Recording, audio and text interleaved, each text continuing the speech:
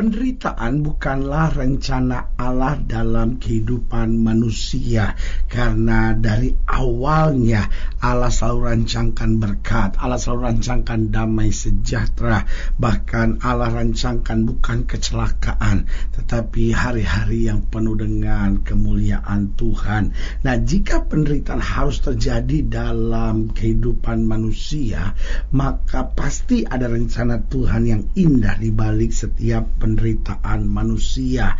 Nah, jika kita katakan kenapa ada rencana Tuhan yang indah kalau penderitaan itu tidak baik, karena biasanya penderitaan itu bisa saja berhubungan dengan pukulan dan hukuman Tuhan.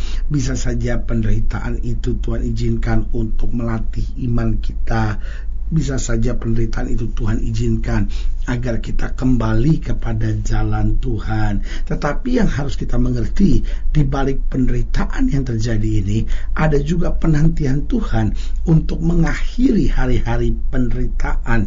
Nah, pertanyaannya, kenapa Allah harus menantikan hari-hari untuk mengakhiri penderitaan? Karena Allah ingin sekali untuk kembali memberkati kita, mencurahkan kuasa-Nya, melakukan perkara-perkara dahsyat buat kita. Karena selalu saya bilang begini, Allah dalam tanda petik sudah tidak tahan, Dia mau sekali memberkati kita. Kalau kita sudah bertobat, kalau saja kita sudah kembali sungguh-sungguh kepada Tuhan, maka Allah akan mencurahkan berkat-Nya luar biasa. Lalu yang kemudian ketika Allah mengakhiri hari-hari penderitaan, maka Allah akan mengerjakan mujizat. Dia mengulurkan tangan-Nya, Dia melakukan hal-hal yang jauh lebih daripada apa yang kita pikirkan dan doakan, serta Dia mau menyatakan kemuliaan-Nya, sehingga kita tidak akan jadi sama lagi. Melewati penderitaan, kita akan masuk dalam kemuliaan. Bangsa umat Allah keluar dari perbudakan di Mesir, masuk hari-hari yang panjang penuh dengan penderitaan, penuh dengan kesakitan, kegelisahan, air mata, tantangan. Tetapi ketika dia lewati semuanya ini, lalu kemudian bangsa umat Allah ini masuk ke dalam tanah perjanjian, maka mereka melihat, oh, negeri yang berlimpah susu dan madu. Mereka melihat kemuliaan dan kuasa Allah. Mereka masuk ke tanah perjanjian dalam kemuliaan Tuhan yang luar biasa. Begitupun kita, ada masa-masanya Tuhan dalam tanda petik terpaksa harus izinkan penderitaan untuk membentuk kita, untuk menuntun kita pada rencana yang indah. Dan kemudian adalah hari-hari untuk mengakhiri penderitaan itu, karena Dia menyiapkan tanah kemuliaan buat setiap kita. Haleluya. Selamat datang dalam program kita hari ini, Harinya Tuhan, sebuah program rohani yang kembali mengingatkan kepada kita betapa pentingnya kita menjadikan firman Tuhan sebagai dasar keseharian hidup kita. Karena selama kita jadikan firman Tuhan sebagai dasar keseharian hidup kita, langkah-langkah ke depan kita penuh dengan kepastian, kemenangan, berkat, mujizat, dan perkara-perkara besar. Haleluya. Dan dalam program ini kita memang sedang membahas tentang mengakhiri kesakitan dan kegelisahan. Bahwa ada saatnya Tuhan izinkan masa-masa yang sukar, tapi ada saatnya Tuhan sendiri yang mengakhiri masa kesakitan dan kegelisahan dalam hidup kita, supaya kita dapat menikmati berkat-Nya, kuasa-Nya, mujizat-Nya, serta kemuliaan yang luar biasa. Haleluya. Saudara yang kekasih dalam Tuhan, kalaupun hari-hari ini saudara sedang menghadapi masa-masa yang berat dalam hidup saudara, itu bukan saatnya untuk saudara putus asa dan kecewa, bahkan bukan saatnya saudara mundur dari Tuhan, tapi saatnya saudara imani bahwa hari ini hari perjuangan, tetapi harinya akan tiba di mana Tuhan dengan tangan dan kuasa kemuliaan-Nya mengakhiri masa-masa kesakitan, penderitaan, dan kekecewaan ini, lalu menuntun kita pada masa-masa yang penuh dengan sorak-sorai kemenangan, mujizat, kuasa Tuhan. Haleluya. Nah, saudara yang kasih dalam Tuhan, dalam program ke-36 ini, dalam pembahasan kita tentang mengakhiri masa kesakitan dan kegelisahan, kita mau sama-sama belajar dari Yesaya pasal 14. Yesaya pasal 14 ayat yang pertama sampai ayat yang ke-11. Demikian firman Tuhan. Sebab dikatakan Tuhan akan menyayangi Yakub dan akan memilih Israel sekali lagi, dan akan membiarkan mereka tinggal di tanah mereka. Maka orang-orang asing akan menggabungkan diri kepada mereka dan akan berpadu dengan kaum keturunan Yakub. Bangsa-bangsa lain akan menghantar Israel pulang ke tempatnya. Lalu kaum Israel akan memiliki bangsa-bangsa itu di tanah Tuhan sebagai hamba-hamba lelaki dan hamba-hamba perempuan. Demikianlah mereka akan menawan orang-orang yang menawan mereka, dan akan berkuasa atas para penindas mereka.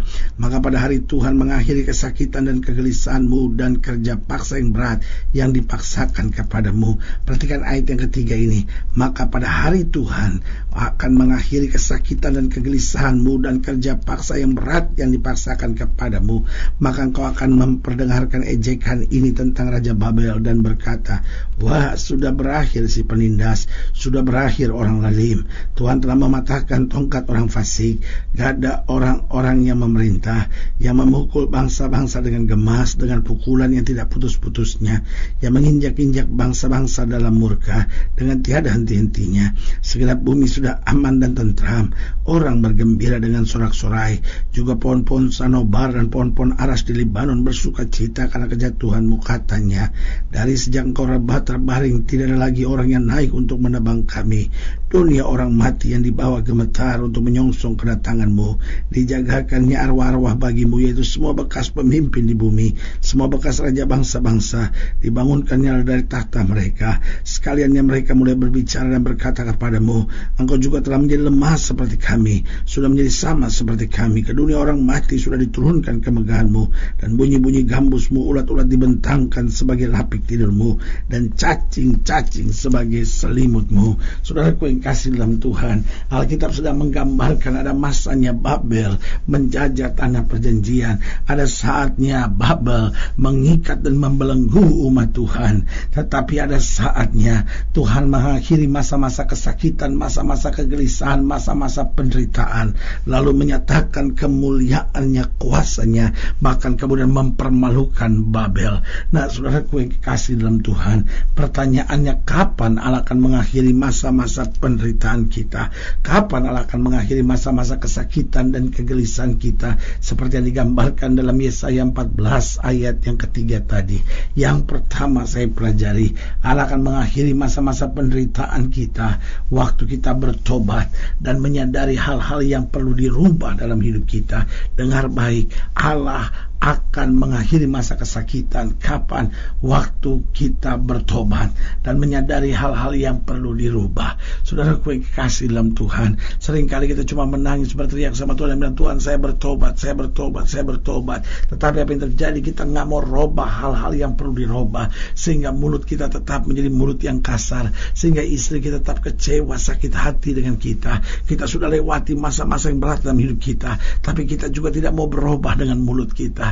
Sampai suami rasa tertekan sekali. Kenapa? Karena mulutmu kasar, engkau kepala batu, engkau egois. Saudaraku yang kekasih dalam Tuhan, lalu kita bingung kenapa penderitaan kita nggak selesai-selesai. Jawabannya karena kita tidak mau bertobat. Mungkin sudah berkata, tapi saya bertobat, pendeta saya lu nggak pernah gereja, sekarang masuk gereja. Betul, tapi saya khawatir kita tidak menyadari hal-hal yang perlu dirubah dalam hidup kita. Kita merasa benar, kita sibuk mau merubah semua orang, kita mau merubah semua keadaan, tapi kita tidak mau merubah diri kita sendiri.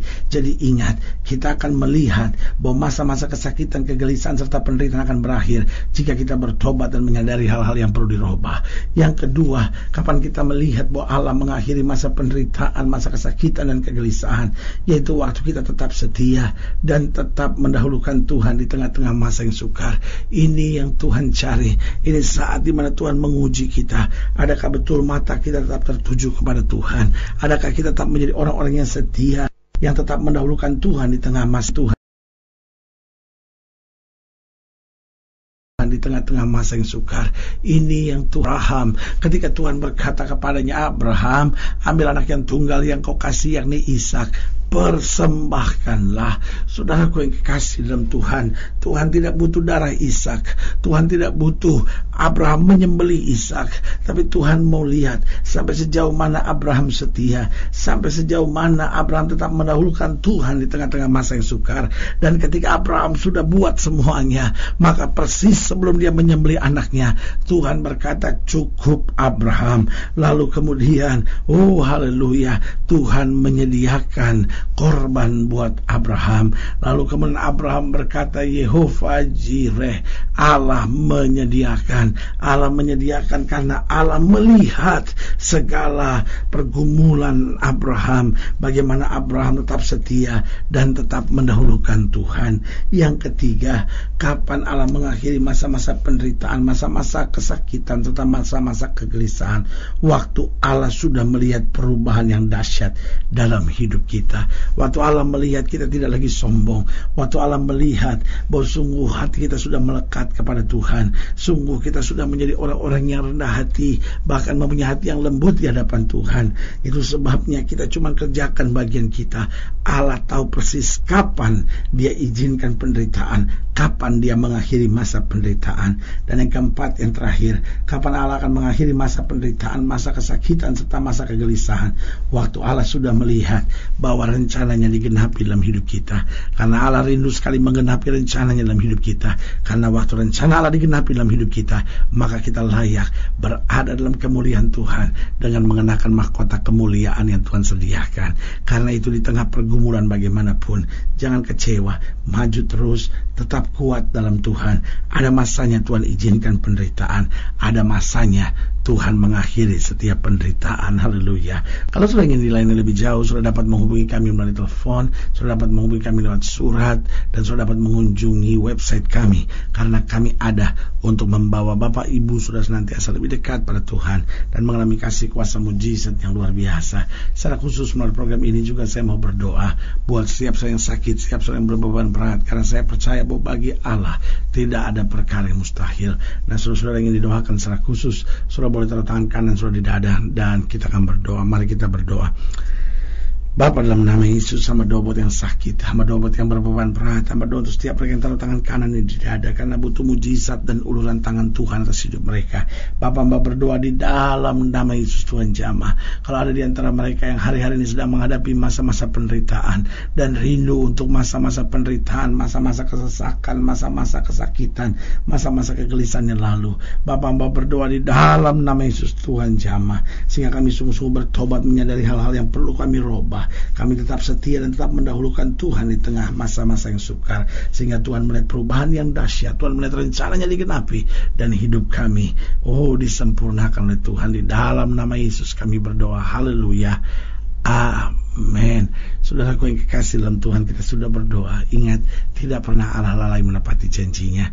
Indah saatnya buat kita untuk bangkit, bersemangat, bersuka cita dalam menghadapi segala perkara. Karena kita tahu Yesus hidup, Yesus berkuasa, dan Yesus selalu memberikan yang terbaik buat anak-anaknya. Doa saya menyertai saudara. Sampai berjumpa pada program berikut, dan jangan lupa jadikan hari ini harinya Tuhan. Haleluya.